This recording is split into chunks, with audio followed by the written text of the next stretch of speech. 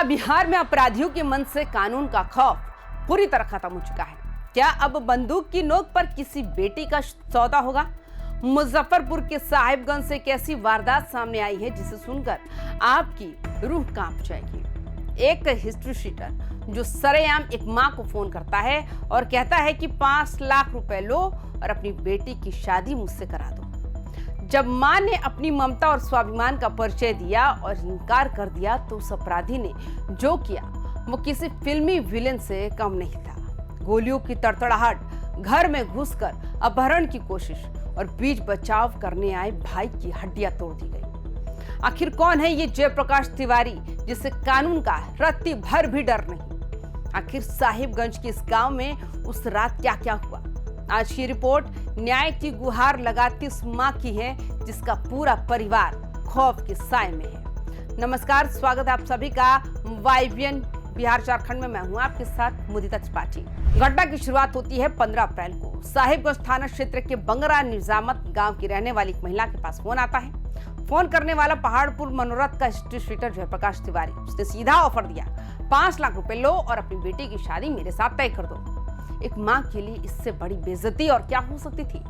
महिला ने बिना डरे इस शर्मनाक प्रस्ताव को ठुकरा दिया। उसे लगा कि शायद बात यही खत्म हो जाएगी, लेकिन उसे नहीं पता था कि ये तो सिर्फ एक खौफनाक तूफान की शुरुआत थी। सोचिए उस मां पर क्या गुजरी होगी जब उसके मोबाइल की घंटी बजी और सामने से एक अपराधी ने उसकी कोख से जन्मी बेटी की कीमत लगा दी, 5 लाख। क्या आज के दौर में किसी की इज्जत और भविष्य की कीमत चंद नोटों की गड्डियों से तय होगी?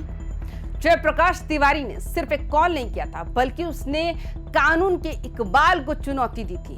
उसे लगा गरीबी और बेबसी के आगे ये परिवार घुटने टेक देगा और वो अपनी सनक पूरी कर लेगा। लेकिन उस मां ने ये साबित कर दिया, एक बेटी की गरिमा किसी भी दौलत से ऊपर होती है।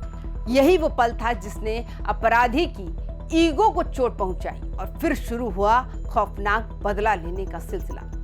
अगले ही दिन यानी 16 अप्रैल को जयप्रकाश तिवारी अपने 3-4 गुर्गों के साथ सफेद रंग की स्कॉर्पियो से धमक पड़ा। अपराधी पूरे लाभ लश्कर के साथ आए थे और उनका इरादा नेक था। उन्होंने घर में घुसकर महिला की बेटी को जबरन उठाकर ले जाने का प्रयास किया। चीख पुकार मची तो गांव के लोग हिम्मत जुटाकर वहां जमा हो गए। ग्रामीणों की एकजुटता देख जयप्रकाश और उसके गुंडे वहां से भाग खड़े हुए, लेकिन भागते भागते वो कैसी धमकी दे गए जिसने परिवार की रातों की नींद उड़ा दी। अपराधी ने साफ कहा कि वो वापस आएगा और इस बार अंजाम बुरा होगा। जब सफेद स्कॉर्पियो बंगरा निजामत गांव की धूल उड़ाती हुई महिला के घर के सामने रुकी तो पूरे मोहल्ले में सन्नाटा पसर गया।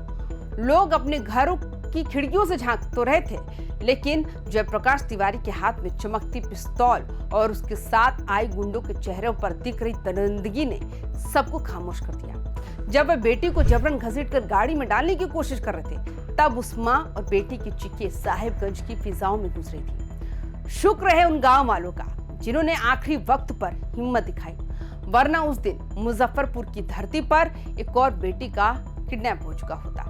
लेकिन अपराधी का भागना उसकी हार नहीं, बल्कि एक बड़े हमले की तैयारी थी। 18 अप्रैल की शाम आरोपी जयप्रकाश तिवारी फिर से महिला के घर के सामने आता है। इस बार उसके हाथ में सिर्फ धमकी नहीं, बल्कि लोडेड पिस्टल थी। इलाके में दहशत फैलाने के लिए उसने सरेआम 5 राउंड फायरिंग की। गोलियों की आवाज से पूरा इलाका थर्रा उठा।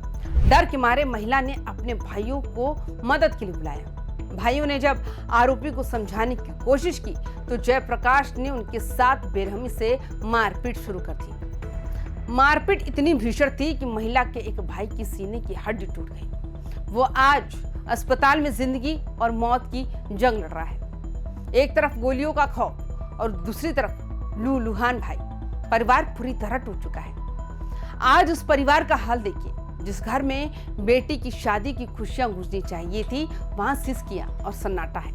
भाई जो अपनी बहन की रक्षा के लिए सामने आया, आज अस्पताल के बेड पर पड़ा दर्द से करा रहा है। सीने की टूटी हड्डी सिर्फ एक चोट नहीं, बल्कि इस बात का प्रमाण है कि मुजफ्फरपुर में गुंडों का दुस्साहस किस हद तक बढ़ गया है। इलाज का खर्च एक तरफ और अपराधी की जान से मारने की धमकी दूसरी तरफ। ये परिवार आज दोहरी मार झेल रहे हैं। उन्हें डर है कि अगर पुलिस ने जल्द कार्रवाई नहीं की तो जयप्रकाश तिवारी जेल जाने के बजाय दोबारा उनके दरवाजे पर गोलियां बरसाने आ जाएगा। क्या हमारा सिस्टम इस परिवार को सुरक्षा की गारंटी दे पाएगा? अब सवाल ये है कि पुलिस क्या कर रही है। पीड़ित महिला ने हिम्मत जुटाकर साहिबगंज थाने में जयप्रकाश तिवारी के खिलाफ नामजद प्राथमिकी दर्ज कराई। थानेदार सुनील कुमार का कहना है कि पुलिस मामले की गंभीरता को समझ रही है, केस दर्ज कर लिया गया है और आरोपियों की गिरफ्तारी के लिए लगातार छापेमारी की जा रही है। लेकिन सवाल वही है, एक हिस्ट्री शीटर के पास हथियार कहां से आए? उसे इतना साहस, इतनी हिम्मत कहां से मिला कि वो सरेआम फायरिंग करे और किसी के भी घर में घुसकर बेटी उठाने की कोशिश करे? क्या मुजफ्फरपुर की पुलिस इस अपराधी को सलाखों के पीछे भेज पाएगी या ये खौफ ऐसे ही बना रहेगा? मुजफ्फरपुर पुलिस के लिए ये केस सिर्फ एक एफआईआर नहीं बल्कि अपनी साख बचाने की चुनौती है। एक हिस्ट्री शीटर सरेआम 5 राउंड फायरिंग करता है, लोगों की हड्डियां तोड़ता है और अब भी पुलिस की पकड़ से बाहर है। अगर ऐसे अपराधियों को तुरंत सलाखों के पीछे नहीं भेजा गया तो समाज में गलत संदेश जाएगा। बेटियां घर से निकलने में डरेंगी और अपराधी बेखौफ होकर सड़कों पर घूमेंगे। साहिबगंज के लोग आज पुलिस की तरफ उम्मीद भरी नजरों से देख रहे हैं। क्या पुलिस इस जयप्रकाश तिवारी के साम्राज्य को ढहा पाएगी या फिर पीड़ितों को अपने ही घर में कैद होकर रहने को मजबूर होना पड़ेगा? आपको क्या लगता है, क्या बिहार में अपराधियों के हौसले इतने बढ़ गए हैं कि वो बेटियों का सौदा करने लगे हैं? क्या पुलिस की ढिलाई ही इन गुंडों की ताकत है? अपनी राय कमेंट बॉक्स में जरूर दें। क्या आपको लगता है ऐसे मामलों में स्पीडी ट्रायल होकर कड़ी से कड़ी सजा मिलनी चाहिए? मुजफ्फरपुर और बिहार की हर बड़ी और सच्ची खबर के लिए देखते रहिए वाईबीएन बिहार झारखंड। वीडियो को शेयर करें ताकि इस पीड़ित परिवार को न्याय मिल सके। चैनल को सब्सक्राइब करना ना भूलें। अपना ख्याल रखें, सुरक्षित रहें, सतर्क रहें। जय हिंद।